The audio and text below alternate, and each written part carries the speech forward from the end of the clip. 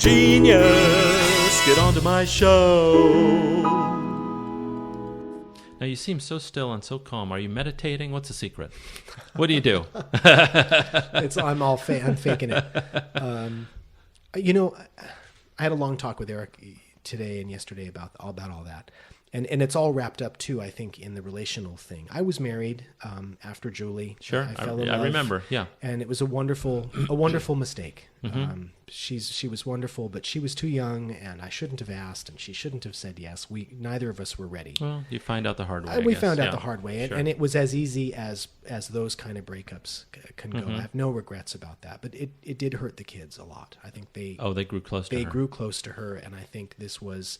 wow, we finally have a mom again, and then it didn't work. So I feel really bad still about a selfish thing that I did for myself that ended up having collateral damage in my kids' emotional life. And so I'm still working about that. But anyway, I've had a couple of on and off relationships, and they were wonderful with wonderful women, but ultimately I wasn't happy because I felt pulled away from my children who need me. Mm-hmm. And myself. I had given and given and given and given and sacrificed and got hijacked for all these years of dealing with Julie's illness, and this is not what I signed up for. And, single dads, I think, have a harder time. Mm-hmm. I mean, this is awful to say, but have a harder time than single moms. Single dads aren't wired to be single dads. That's something that, we talk about that a lot, yeah. It's like single moms, I think there's a core of who they are that they can draw on, a well of strength that guys just don't have. Mm-hmm. And so I had to conjure all of that. Mm-hmm. And so now I've decided I don't want to be in a relationship with anyone. Mm-hmm. I'd like to spend that time, because I'm intense. When I'm in a relationship, I give it 100%, and I'm all in, and I want to be very close. Mm-hmm. And so it's consuming. Sure.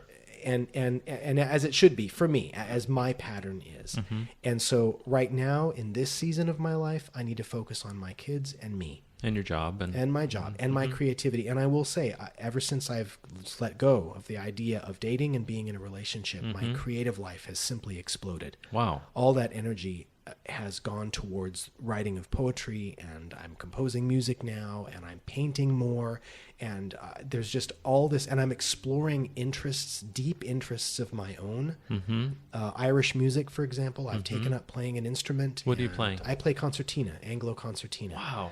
And I go to a pub every Sunday for an Irish traditional session. Did you have musical training when you were young? Just as a chorister. Wow, that's it. That's it. Wow. And I can read music, in choir. Sure. But I've never played an instrument. And did you teach yourself? I just taught myself, yeah. Wow. Basically. I went to Ireland and was blown away by pub sessions and trad music, and I've always liked Irish music, and so I thought, I'm going to learn that. I'm going to pick up a folk instrument. And so I did my research and thought, what folk instrument looks cool to me? And I liked the idea of a concertina. It's both chordal and melodic. Mm-hmm.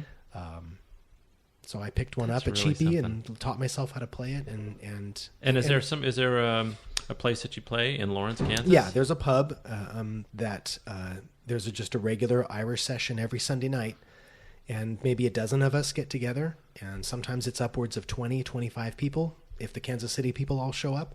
Sometimes it's just a core of 5 or 6. But we're there every single Sunday, rain or shine, Super Bowl, Mother's Day. Wow. We don't care when it is. Wow. We're there to have a Guinness and to play our diddly-dee music, and we love it. And you mentioned painting? Yes. Is that something that you've always done, or something that you've I've always liked it, and I'm self-taught in that. And I'm an antiquarian painter. I don't even know how to describe it. I paint icons, panel paintings, manuscript illumination. I try to reproduce the techniques and styles and using the right materials of ancient artists. Let me guess. You went to Ireland and you saw the Book of Kells. I did. First thing. I did the same thing. It was a pilgrimage. Yeah, it's really something, isn't it? Yeah, it's amazing. And I liked the way it's presented too. This sort of museum that they have you walk through. It's quite informative about the materials, the style, other manuscripts in that tradition. Mm-hmm. I think it was pretty well done. Yeah, it is beautiful. How did you have the courage to just come up with something poetically? I mean, for me, Hila asked me to do a show for her a few years ago, and I wrote 4 pieces of poetry and produced the video for it.